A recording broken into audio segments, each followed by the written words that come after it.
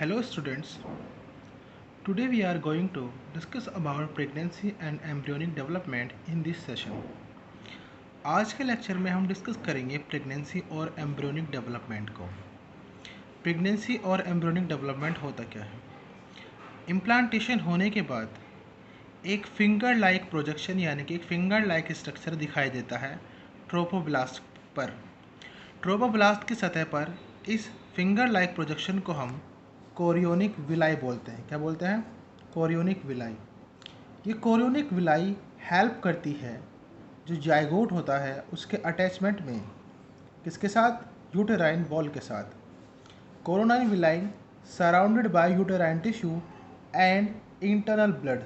इसके चारों ओर uterine tissues आते हैं और इंटरनल ब्लड से ये घिर जाता है। यूटेराइन वॉल से ये चिपक जाता है, किसके द्वारा? एक फंक्शनल यूनिट तैयार होती है जिसे हम कहते हैं प्लेसेंटा। ये प्लेसेंटा बहुत ज़्यादा इंपॉर्टेंट है आपके एग्ज़ाम के पॉइंट ऑफ व्यू से, बोर्ड एग्ज़ाम के लिए खासकर। देखिए एक बार फिर समझिए इसको। जो जाइगोट होता है उसके चारों ओर एक फिंगर लाइक स्ट्रक्चर बनता है।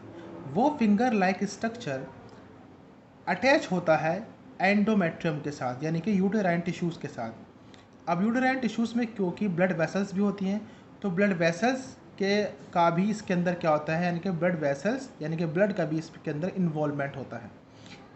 फिर इस स्ट्रक्चर को बाद में ये स्ट्रक्चर रूप ले लेता है एक फंक्शनल एंड स्ट्रक्चरल यूनिट का, जिसको हम बोलते हैं प्लेसेंटा। यानी कि प्लेसेंटा ही वो अटैचमेंट होता है जो बॉडी को, यानी कि बेबी की बॉडी को, एम्ब्रियो को, फीटस को या जाइगोट को जोड़ के रखता है, किसके साथ?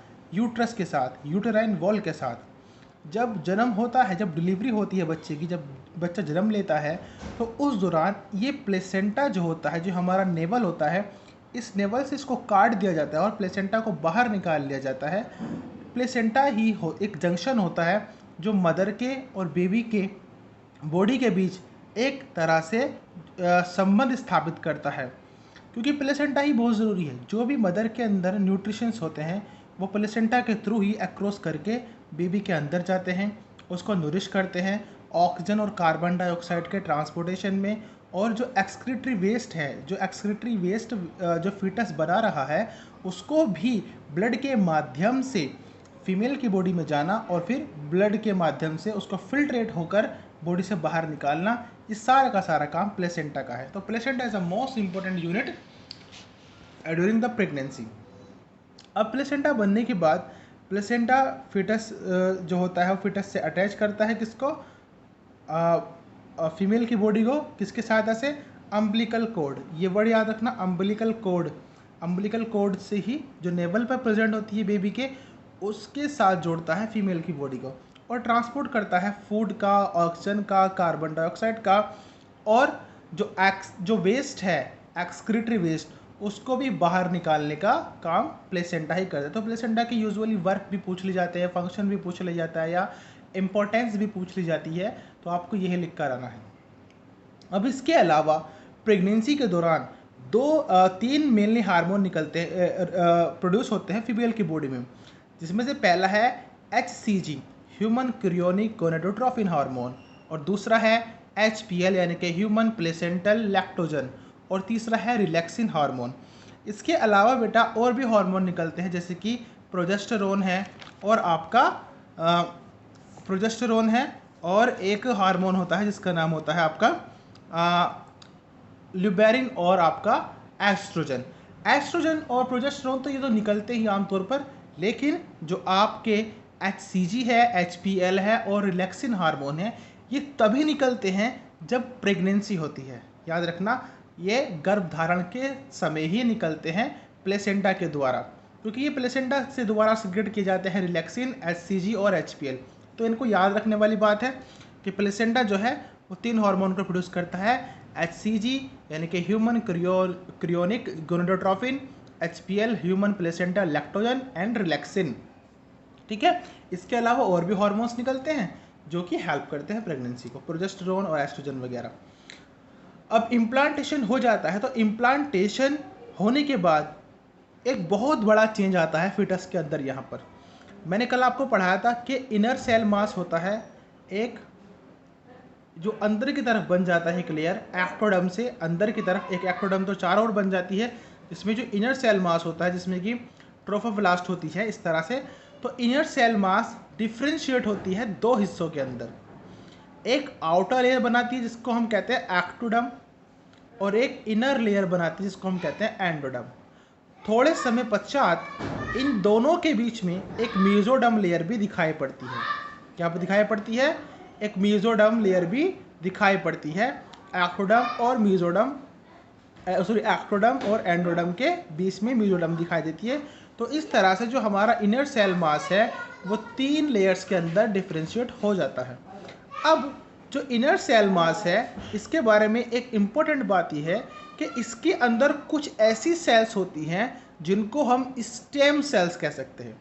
अब बेटा ये स्टेम सेल आपने कई बार सुना होगा और कई बार ये आगे यूज भी होगा बायोटेक्नोलॉजी में या जेनेटिक इंजीनियरिंग में, आप इसको पढ़ोगे बहुत बार कि स्टेम सेल्स वो सेल्स होती हैं जिनके अंदर ये पोटेंशियल होती है, ये ताकत होती है, ये काबिलियत होती है, ये एबिलिटी होती है कि वो पूरे टिश्यूज़ को, सारे टिश्यूज़ को, सारे ऑर्गन्स को बना सकती है। स्टेम सेल्स वो सेल्स होती हैं जिनके अंदर सारे टिश्यूज़, सारे ऑर्गन्स को बनाने की क्षमता होती है, तो उनको हम स्टेम सेल्स बोलते हैं। और ये कहाँ पर प्रेजेंट होती है? इनर सेल मास में। अब इनर सेल मास जो हमारा 3 लेयर्स में बट गया है, एक्टोडर्म, मेसोडर्म और एंडोडर्म। अब इसके आगे की कहानी है वो है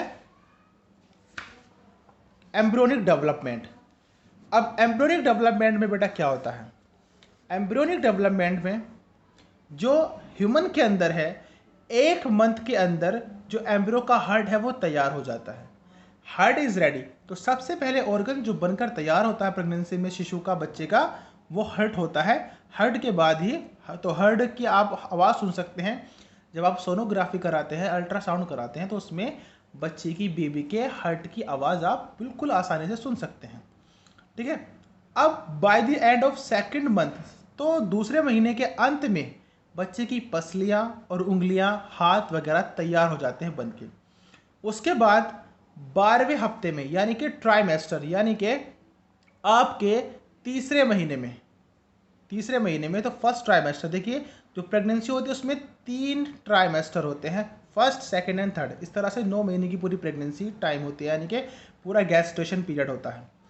अब 12वें वीक में जो मेजर ऑर्गन्स होते हैं, इंटरनल ऑर्गन्स, लीवर, किडनीज वगैरह, ये बनते हैं और एक्सटर्नल जेनेटेलिया ऑर्गन्स बन जाते हैं। ठीक है, ये पूरी तरीके से डेवलप हो जाते हैं। उसके बाद जो बच्चे की फर्स्ट मूवमेंट दिखाई देती है या प्रतीत होती है, ऑब्जर्व की जाती है, वो 5वें महीने में की जाती है, यानी कि 2nd ट्राइमेस्टर में। आ रही बात समझ में?